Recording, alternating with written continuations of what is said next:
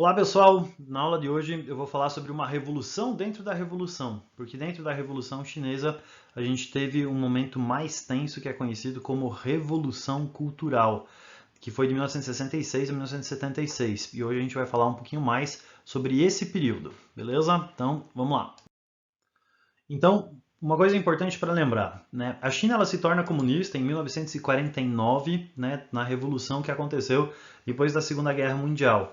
Então, antes da Segunda Guerra Mundial, se tinha um conflito acontecendo entre os nacionalistas e os comunistas. Aí vem a invasão japonesa, os chineses se unem para lutar contra os japoneses, expulsam os japoneses e depois começa a guerra civil de novo entre nacionalistas e comunistas.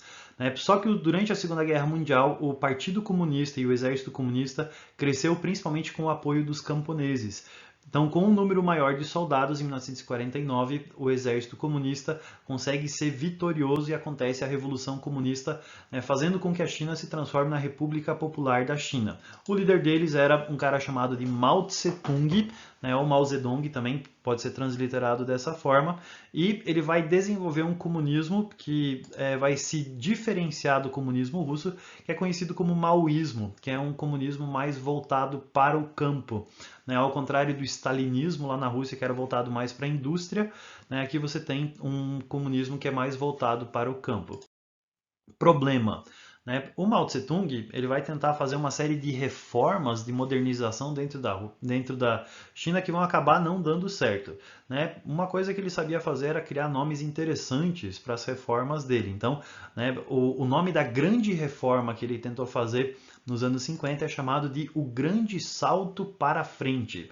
Então, essa reforma ela iria abordar 4 áreas diferentes, principalmente na questão do campo, as terras foram coletivizadas, todo mundo tinha lá metas, cotas que eles precisavam produzir, então você tinha toda uma grande produção que deveria acontecer, só que o resultado disso foi catastrófico, E junto com, dentro desse grande salto para frente, dentro dessas coisas que eles queriam fazer, para tentar acabar com a fome da população, eles fizeram uma política de 4 pragas, achando que eles precisavam combater essas 4 pragas, porque se eles combatessem essas pragas, então eles iriam conseguir produzir mais alimentos. E uma das pragas que eles queriam acabar era com os pardais, de acordo com a crença deles, os pardais comiam as sementes e por causa disso eles tinham menos produção.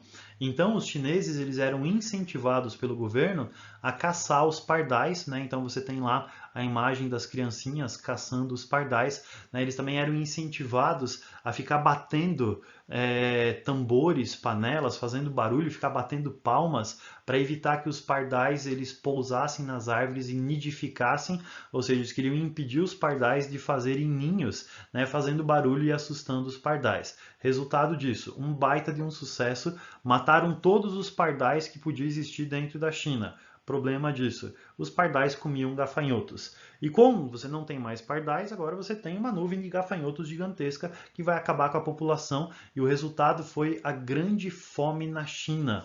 Estima-se que cerca de 40 a 50 milhões de pessoas acabaram morrendo por causa dessas reformas mal sucedidas do Mao Tse-tung.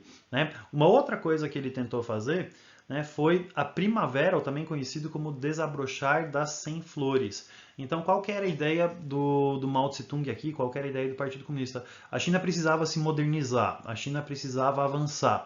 E para isso, ela precisava de várias ideias diferentes, de uma pluralidade de ideias diferentes. Então, eles incentivaram o livre pensar, incentivaram a livre expressão, incentivaram ideias que, inclusive, discordassem do governo, porque eles iriam pegar todo esse desabrochar de ideias, essa primavera toda de pensamentos e coisas que eles iriam ter de propostas e soluções, e dessas ideias todas, dessas 100 flores que iriam desabrochar, eles iam aproveitar aquilo que tinha de melhor para poder desenvolver a China. Problema. O problema que aconteceu é que muitas dessas ideias criticavam o Mao Tse-tung. E o Mao Tse-tung, o grande líder dos comunistas chineses, começou a ser muito criticado, tanto pelo insucesso dos planos, como por causa das ideias dissonantes que apareceram por causa dessa primavera das 100 flores. Qual que foi o resultado disso? Em 1966, você tem uma fase mais tensa dentro da Revolução Chinesa, que é chamado de a Revolução Cultural Chinesa. Então, o que aconteceu? Qualquer pessoa que se opusesse, qualquer membro da oposição, ou qualquer pessoa que questionasse o regime, ele acabava sendo perseguido, né, preso ou humilhado em público, né? Então você tem lá em cima uma imagem das pessoas que elas eram colocadas em exposição com uma placa vexatória na frente e elas eram xingadas, surradas, batidas, né, davam um tapa na cara, cuspiam e tal, que eram as pessoas que eram oposição, que criticavam o regime, criticavam o Mao Tse Tung, por exemplo. Então, se você criticasse o governo, você podia passar por isso, né? Aconteceu um grande culto à personalidade. Então, o que foi esse culto à personalidade que aconteceu?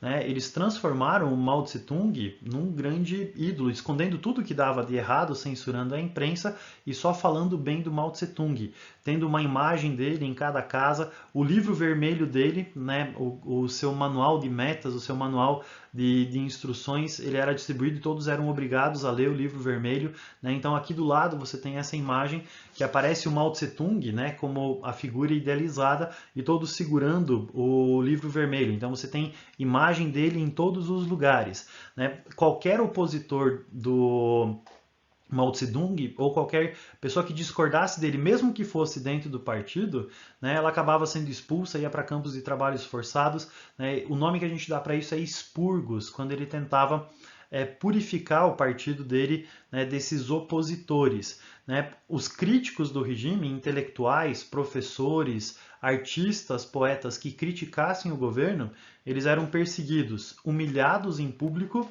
né, perdiam os seus empregos, né, eles eram condenados de maneira vexatória, então qualquer pessoa que pensasse diferente acabava sendo perseguida. E você tem uma grande valorização da cultura chinesa, né? Então existia dentro da China, né, uma crítica à cultura ocidental, aos valores ocidentais, à moda ocidental, à música ocidental, à música clássica, à música de orquestra. Então tudo isso passa a ser visto como algo antirrevolucionário.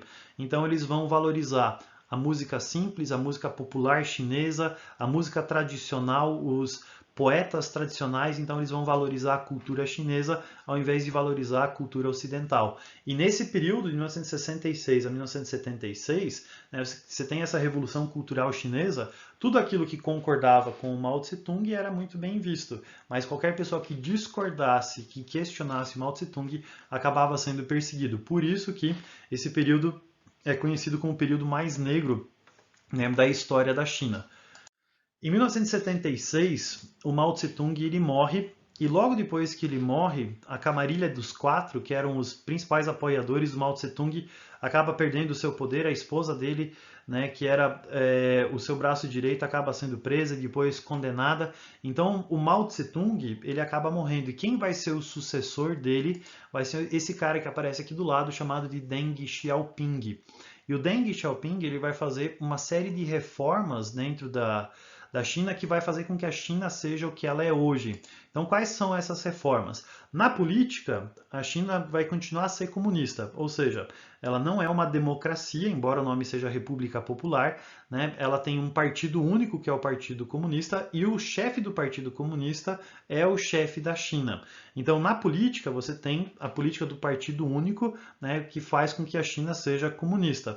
Mas na economia, o Deng Xiaoping ele vai querer fazer um processo de modernização, né? O Mao Tse-tung ele privilegiava o campo, mas o Deng Xiaoping ele vai querer fazer um processo de modernização e industrialização da China. E ele sabia que para que a China pudesse se industrializar, ela precisava atrair as empresas estrangeiras, as indústrias de fora. Então o que aconteceu? A China ela vai abrir um conjunto de lugares chamados de zonas econômicas especiais, que são lugares que vão oferecer uma estrutura e mão de obra barata para que empresas estrangeiras possam se instalar lá. Tem algumas regras, elas precisam se associar com uma empresa chinesa, de preferência uma empresa estatal chinesa, né, para que elas possam então produzir ali. E dessa forma, eles vão fazer com que a China passe por um grande processo de industrialização. Então a China hoje, ela é comunista ou ela é capitalista? Por incrível que pareça, ela é os dois.